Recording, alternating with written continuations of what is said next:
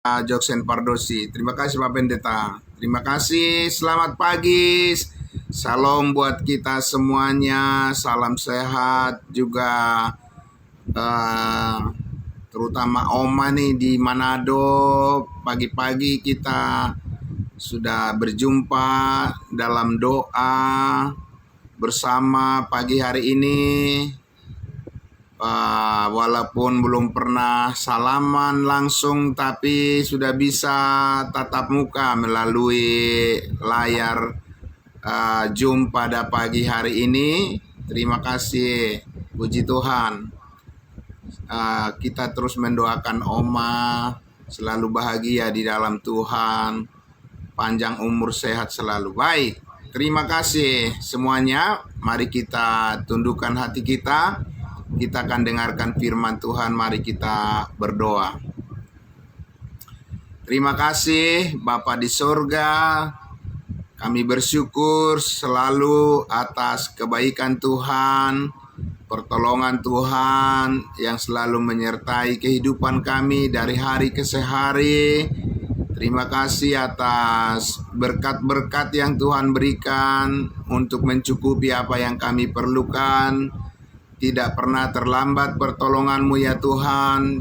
Engkau selalu menuntun hidup kami sesuai dengan rencana-Mu. Dan kami bersyukur pagi hari ini bisa bersama-sama berdoa dan menundukkan hati kami di hadapan Tuhan. Dan untuk hari yang baru yang Tuhan berikan bagi kami, semua bersyukur saja kepada Tuhan. Dalam nama Tuhan Yesus kami berdoa, ingin mendengarkan kembali firman kebenaran-Mu yang sangat luar biasa, menolong hati dan pikiran kami dan membuat kami bertumbuh dalam iman, pengenalan akan kasih karunia Tuhan. Terima kasih untuk keselamatan hidup yang kekal yang telah Tuhan anugerahkan. Di dalam Yesus Kristus Tuhan kami berdoa dan bersyukur. Amin. Puji Tuhan. Saudara-saudaraku semuanya, sekali lagi salam sehat buat kita semua dimanapun kita berada. Ya, saya menyapa kita, salam semua, tetap semangat.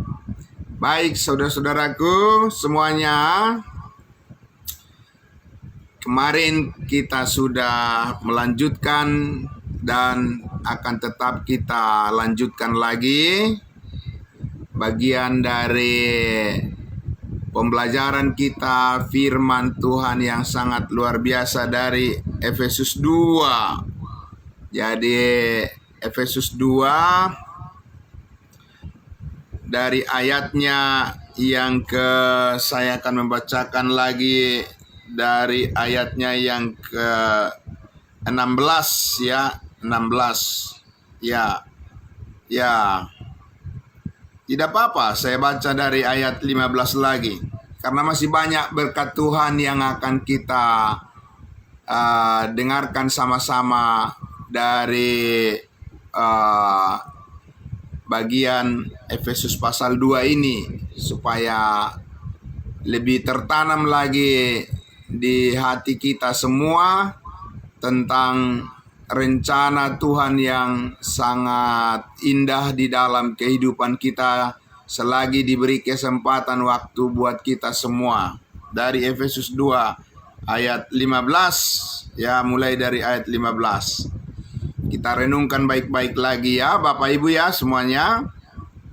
Ya, sebab dengan matinya sebagai manusia Yesus telah membatalkan hukum Taurat dengan segala perintah dan ketentuannya untuk menciptakan keduanya menjadi satu manusia baru di dalam dirinya dan dengan itu mengadakan damai sejahtera. Dan untuk memperdamaikan keduanya di dalam satu tubuh dengan Allah oleh salib, dengan melenyapkan perseteruan pada salib itu. Ia datang dan memberitakan damai sejahtera kepada kamu yang jauh dan damai sejahtera kepada mereka yang dekat, karena oleh Dia, oleh Yesus, kita kedua pihak dalam satu roh beroleh jalan masuk kepada Bapa. 19. Demikianlah kamu bukan lagi orang-orang asing dan pendatang, melainkan kawan sewarga dari orang-orang kudus dan anggota-anggota keluarga Allah. Nah, sampai di situ dulu ya Bapak Ibu sekalian. Ya, firman Tuhan yang kita dengarkan bersama-sama untuk menajamkan lagi pemahaman kita pada pagi hari ini tentang tujuan Tuhan bagi sebuah yang disebut satu tubuh atau ciptaan baru, itu sebenarnya adalah gereja. Amin Bapak Ibu. Jadi gereja itu bukan gedung ya Bapak Ibu Saudara. Gereja itu disebut eklesia ya, dalam bahasa Yunani dikatakan eklesia, artinya orang-orang yang dipanggil keluar dari kegelapan masuk ke dalam terang. Sekali lagi, arti kata dasar gereja, eklesia adalah orang-orang yang dipanggil keluar dari kegelapan masuk ke dalam terang. Kegelapan apa? Kegelapan dosa. Terang apa? Masuk ke dalam terang Kristus, terang kasih Kristus. Nah, Bapak Ibu sekalian, jadi dari pengertian gereja saja ya, itu bukan gedung ya, bukan juga organisasi, tapi berbicara tentang orang-orang, manusia yang diselamatkan oleh Tuhan Yesus dari segala dosa, karena upah dosa adalah maut. Ya, tetapi Tuhan mengasihi manusia supaya tidak terhilang selamanya. Lalu Tuhan membuka jalan, itu akses jalan masuk ya kepada keselamatan. Amin. Kepada keselamatan hidup yang kekal, yaitu hidup bersama-sama di hadapan Tuhan di dalam sorga sekali selama-lamanya. Amin. Nah, Bapak Ibu sekalian, saya harus kembali menjelaskan lebih dalam lagi tentang penekanan, pembahasan, pengertian, penegasan yang disampaikan oleh Rasul Paulus di Efesus pasal 2 ini. Karena apa? Karena banyak orang yang salah paham tentang bagian ayat ini. Salah pahamnya di mana? Karena banyak orang berpikir ya bahwa ya bangsa pilihan, bangsa Israel dulu kan diberikan oleh Tuhan satu kesempatan buat mereka untuk menyembah Tuhan di dalam bait. Ya, bait itu adalah tempat kediaman. Ya, mulai dari perjalanan bangsa Israel di padang gurun, ada namanya mereka berkemah. Ya, jadi tempat mereka untuk bersama-sama beribadah kepada Tuhan. Dan perkemahan itu, disitulah Tuhan membuat satu bentuk seperti tempat di mana mereka berkumpul, dan ada ruang kudus, ruang maha kudus, ada halaman. Ya, begitu ya. Jadi masih bentuk tenda karena mereka masih dalam perjalanan mereka menuju tanah perjanjian dari Mesir, dari perbudakan di Mesir, dari kegelapan perbudakan orang Mesir, bangsa Israel sesuai dengan janji Tuhan kepada Abraham, nenek moyang mereka. Mereka harus mendiami tanah perjanjian yang sekarang disebut Palestina atau tanah tempat Yerusalem, ya, kota Yerusalem yang sekarang ini. Nah, Bapak Ibu sekalian, jadi Tuhan itu berdiam, tinggal bersama dengan umatnya dulu, ya, di tengah-tengah kemah, ya, yang disebut dengan tabernakel. Ya, jadi Bapak Ibu sekalian, jadi kalau pernah mendengar, ya, atau sering disebut-sebut tabernakel, itu adalah bait tempat kediaman Tuhan bersama-sama dengan umatnya bangsa Israel.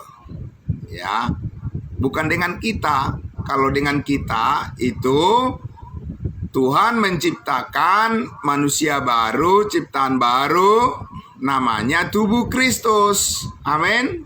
Nah, itu yang membedakannya. Perbedaannya sangat jauh, Bapak Ibu sekalian, karena dulu ketika Tuhan berdiam di tengah-tengah umatnya di dalam bait yang dibuat oleh tangan manusia, ya. Jadi itu berpindah-pindah mereka, dibongkar pasang, ya. Kalau bangsa Israel itu berjalan sudah dari satu tempat ke tempat yang lain dan terus seperti itu, bongkar pasang, ya. Jadi disitulah mereka mempersembahkan puji-pujian kepada Tuhan. Ya, disitulah mereka berdoa, disitulah mereka melakukan penyembahan. Di mana? Di tabernakel, ya, di bait yang mereka buat sebagai bentuk kemah. Dan sesudah bangsa Israel sampai di tanah Kanaan dipimpin oleh Joshua, ya, pada saat itu mereka sudah tiba di tanah perjanjian, ya, dan kemudian berlanjut lagi sampai kepada Raja Daud, ya, memerintah bangsa Israel, ya. Mereka, Daud itu bercita-cita ingin mendirikan satu bait Allah, ya, semacam gedung yang dibuat, yang dibangun, ya. Tapi Tuhan bilang bukan Daud yang membuat rumah Tuhan, tetapi Raja Salomo, anaknya, ya, anaknya Daud. Itulah yang membuat bait suci, membangun bait suci di Yerusalem. Nah, Bapak Ibu sekalian, dan disitulah, ya, bangsa Israel, umat Israel, bangsa pilihan beribadah kepada Tuhan dan terbuat dari emas, ya, dan dengan segala perkakas yang indah, yang mahal-mahal. Karena Raja Salomo itu menjadi sangat kaya, ya, karena hikmatnya, ya, karena hikmat bijaksana daripada Tuhan diberikan kepada Raja Salomo dan semua banyak bangsa-bangsa di dunia yang datang belajar kepada Raja Salomo untuk mendengarkan hikmatnya, bijaksananya Raja Salomo yang diberikan oleh Tuhan kepadanya sebagai Raja Israel, Raja bangsa Israel. Jadi Raja Salomo menjadi sangat kaya dan bisa membangun bait Allah, ya, bait suci. Tapi itu masih berbentuk apa? Masih berbentuk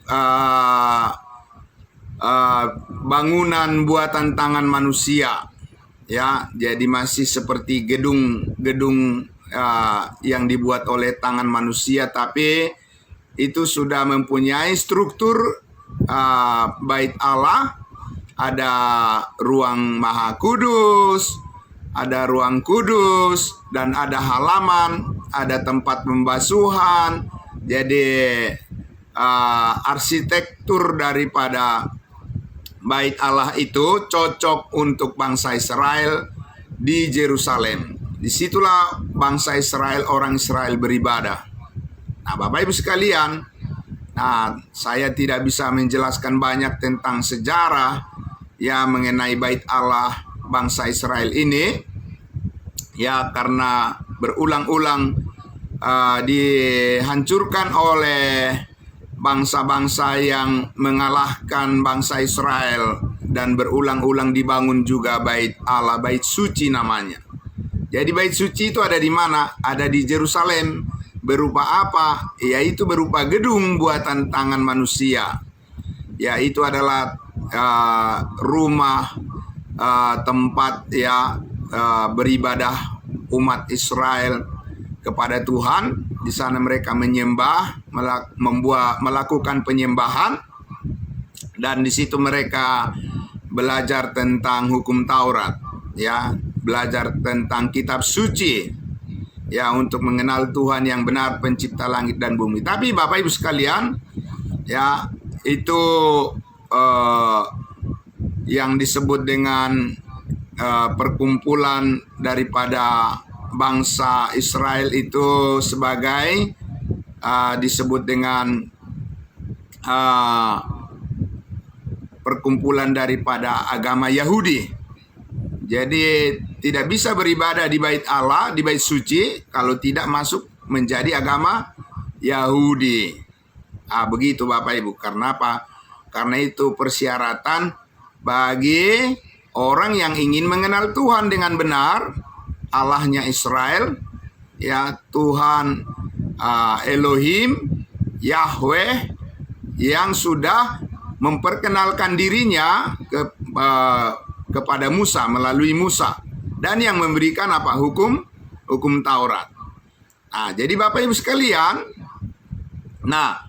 kita melihat bahwa di dalam Alkitab itu, ya, dan Paulus kan dia adalah orang Yahudi. Tentu dia sudah belajar tentang sejarah daripada kehidupan bangsa Israel, bagaimana hidup di bawah hukum Taurat. Ya, orang Israel itu harus taat pada peraturan-peraturan agama supaya mereka bisa dikenal oleh bangsa-bangsa lain dengan peraturan-peraturan seperti harus bersunat, harus melakukan penyucian secara lahiriah, secara jasmani, percikan-percikan, ya, pembaptisan, segala ritual-ritual, berbagai macam hal untuk menunjukkan bahwa mereka adalah umat Tuhan.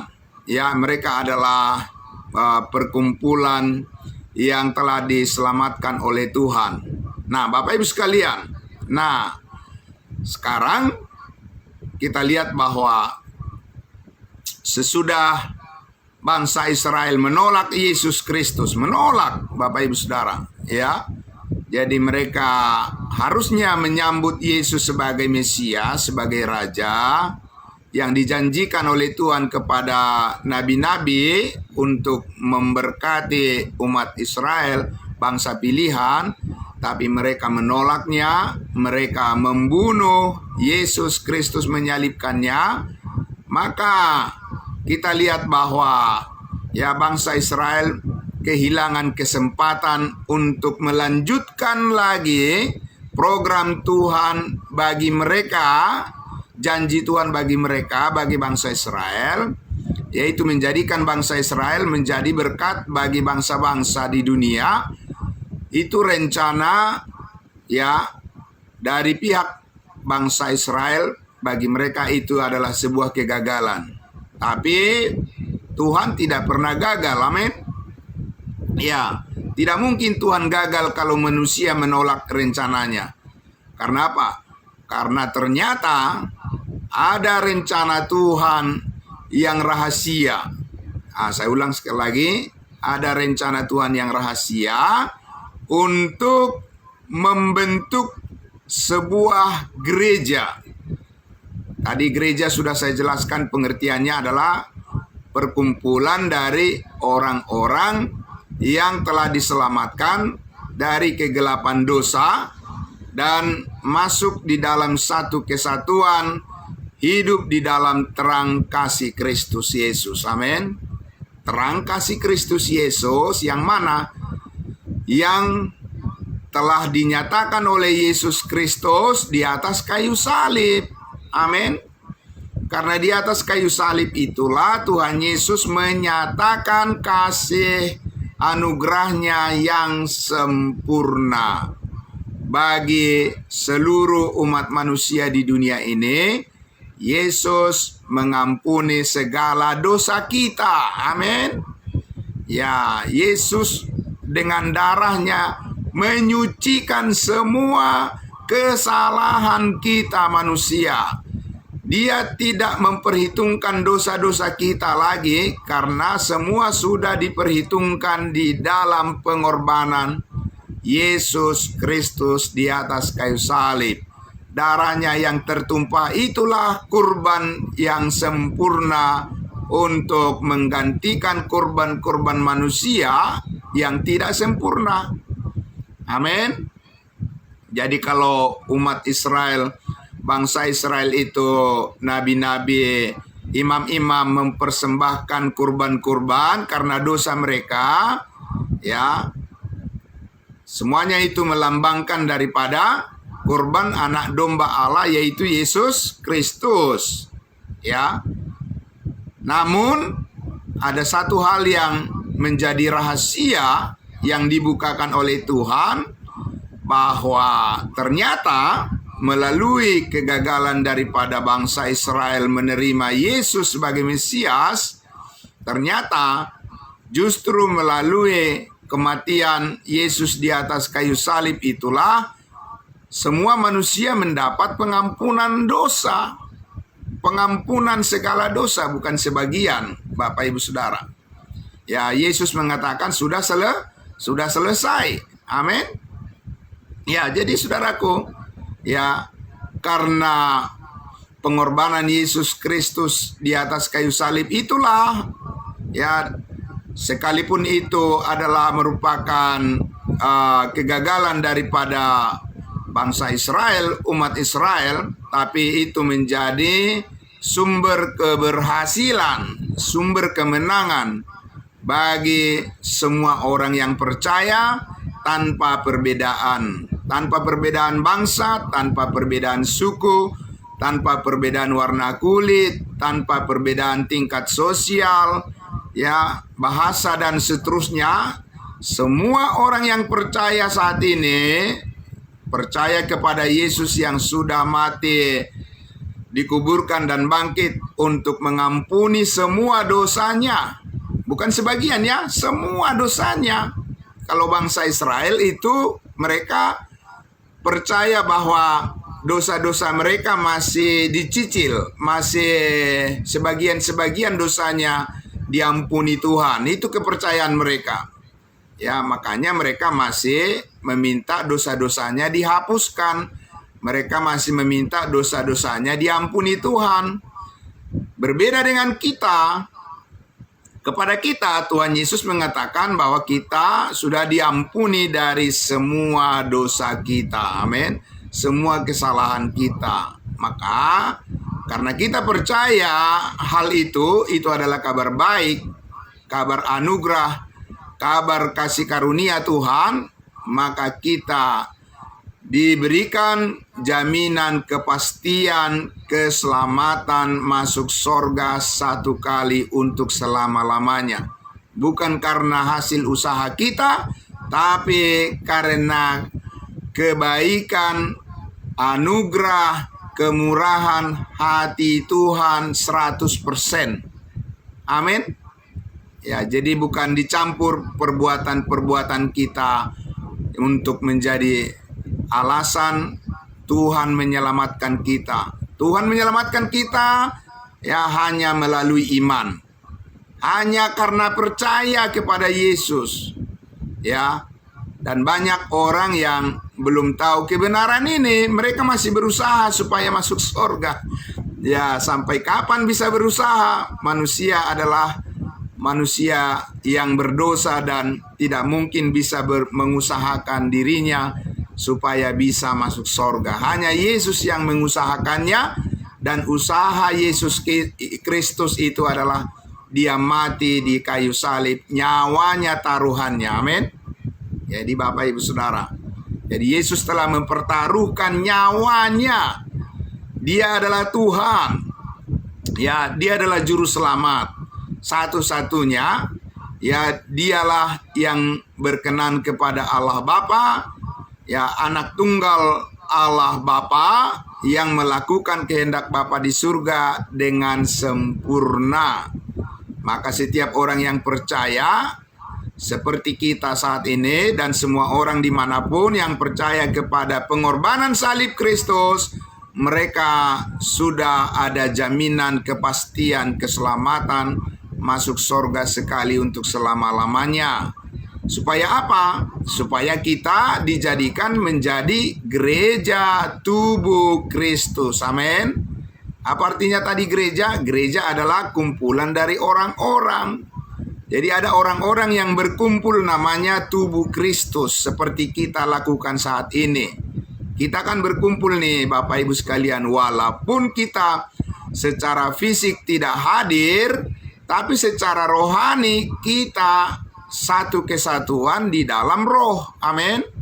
Karena semua kita yang percaya sudah dimeteraikan dengan Roh Kudus. Roh Kuduslah yang mendiami tubuhnya, tubuh Kristus. Kita sebagai orang-orang percaya, perkumpulan kita itu adalah perkumpulan yang disebut dengan gereja tubuh Kristus. Jadi itu melampaui daripada tembok-tembok. Ya, melampaui daripada tempat yang kita diami, karena Roh Kudus itu ada di mana-mana. Dan Dia bisa menyatukan kita di dalam doa-doa kita, menyatukan kita sebagai tubuh Kristus, dan menyatukan kita di dalam keselamatan kita yang kekal. Amin. Jadi masih ingat ya Bapak Ibu sekalian, waktu masa COVID beberapa ya tahun yang lalu ya. Masih ingat masa COVID kan? Gedung-gedung gereja kan pada kosong semuanya. Ya, kalau gereja itu adalah gedung-gedungnya, berarti gereja pada kosong, nggak ada gitu ya. Bapak Ibu sekalian, gereja itu adalah orang-orangnya. Sejauh orang-orang yang percaya itu berkumpul, itulah namanya gereja. Amin.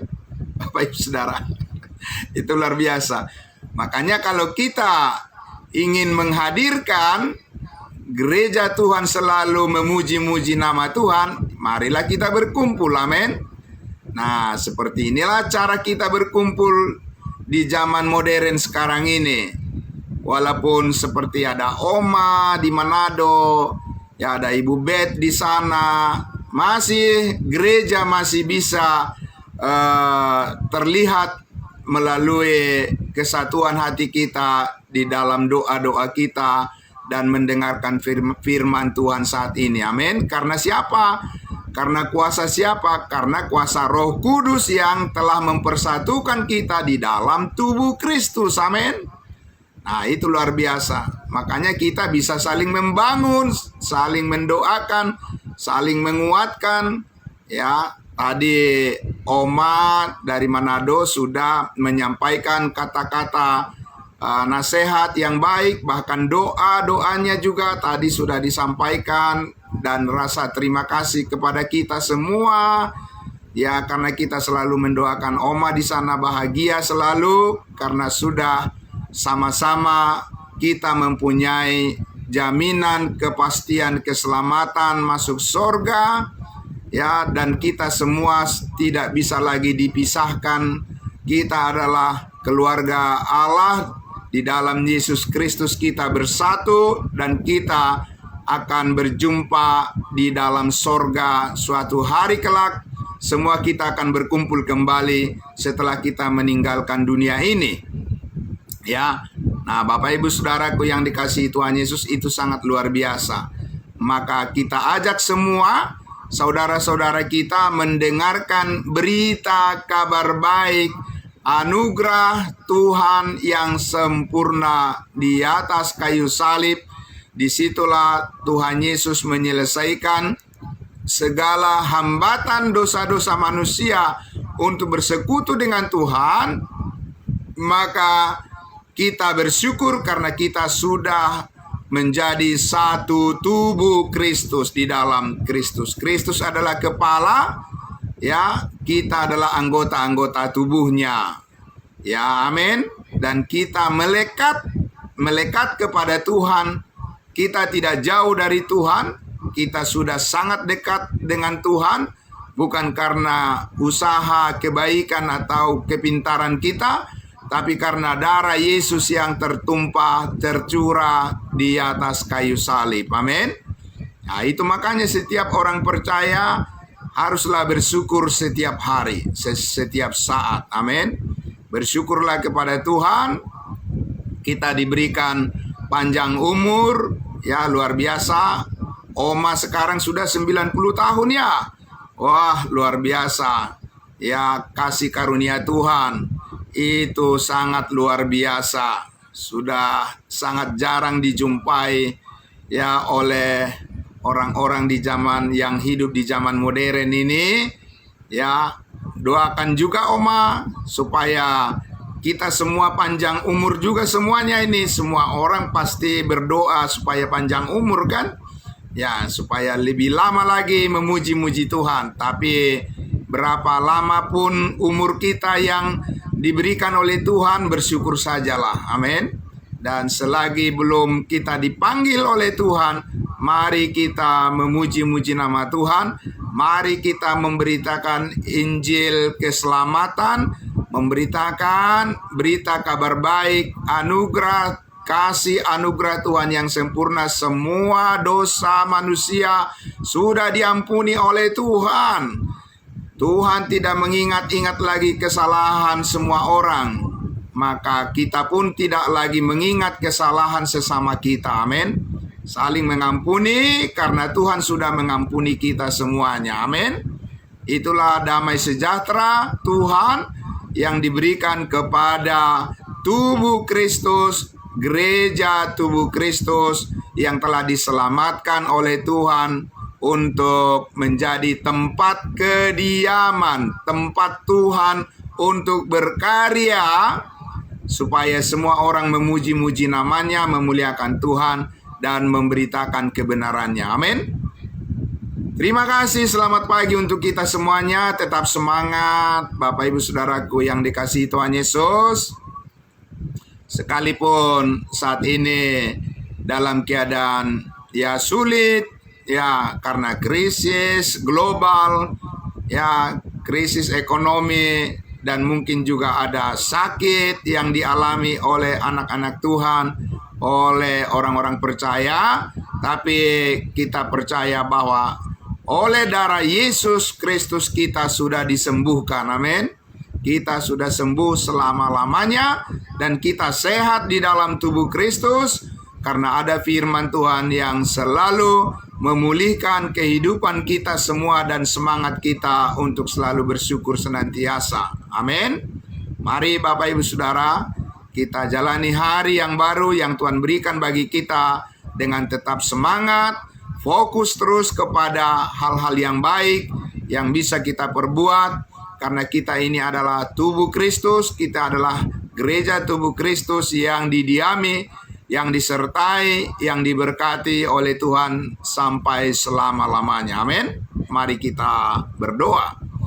Bapa di dalam surga, terima kasih. Inilah waktu yang Tuhan berikan bagi kami untuk bersekutu di dalam gereja tubuh Kristus yang tidak dibatasi oleh tembok-tembok bangunan, tapi yang telah dimerdekakan oleh Kristus Yesus dari segala dosa dan segala kesalahan dan segala hambatan apapun kami telah dipersatukan di dalam tubuh Kristus, tubuh rohani, tubuh yang kekal, di mana Tuhan Yesus dipermuliakan, dan kami adalah anak-anak-Mu, anggota-anggota keluarga Allah, orang-orang kudus-Mu, untuk selama-lamanya ingin memuji Tuhan dan ingin mendengarkan firman-Mu dan membagikannya kepada semua orang dengan damai sejahtera dan sukacita. Terima kasih.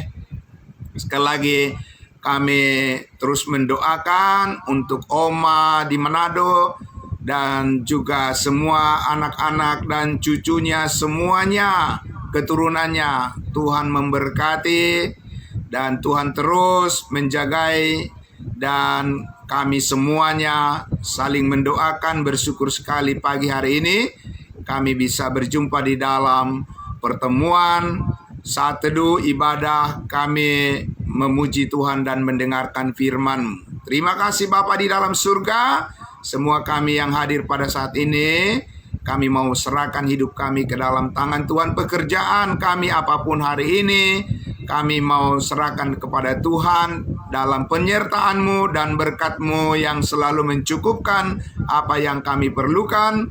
Untuk itu kami merendahkan hati, selalu bersyukur kepadamu, senantiasa di dalam sukacita damai sejahtera-Mu. Dalam nama Tuhan Yesus kami berdoa, puji Tuhan, amin. Amin. Terima kasih semuanya. Selamat pagi untuk semuanya, saudara-saudaraku ya. Salam jumpa kembali, besok lagi kita ketemu lagi. Ya, saya kembalikan dulu pada hambanya Bapak Pendeta Joksen Pardosi. Salam semua. Shalom. Amin.